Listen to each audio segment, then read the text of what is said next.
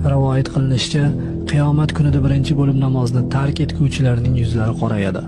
Jahannamda lam deb nomlanmish ilonlar darasi bo'lib, har bir ilonning yo'g'onligi tuyaning bo'ynidek, uzunligi 1 oylik masofadek bo'ladi. Ular namozni tark etuvchilarni chaqadilar. Uning zahari namozni tark etuvchining jismida 70 yil qaynaydi-da, so'ng uning go'shtlari erib tushadi. Yana bir rivoyat borki, bu har qanday insofli odamni hidoyat ko'chasiga chorlaydi.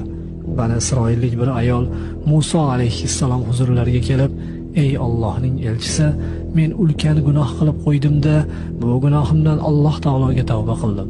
Allohdan tavbamni qabul qilib, gunohimni mag'firat etishini so'rab duo qiling" dedi. Muso alayhissalom undan "Nima gunoh qilding?" deb so'ragan edi. U "Ey Allohning payg'ambari, men zino qilib bola tug'dim-da, so'ng uni o'ldirdim" dedi. Shunda Muso unga "Chiq bu yerdan, ey fojira, yana kasofating tufayli osmondan olov tushib bizni yondirib yubormasin" dedi. Ayol payg'ambar huzuridan qalbi o'ksgan holda chiqib ketdi.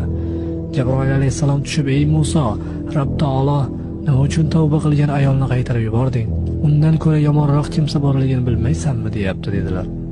Muso alayhissalom "Ey Jabroil, undan ham yomonroq kimsa kim?" deb so'ragan edi. "Qasddan bila turib namozni tark etgan kishi" degan javob bo'ldi.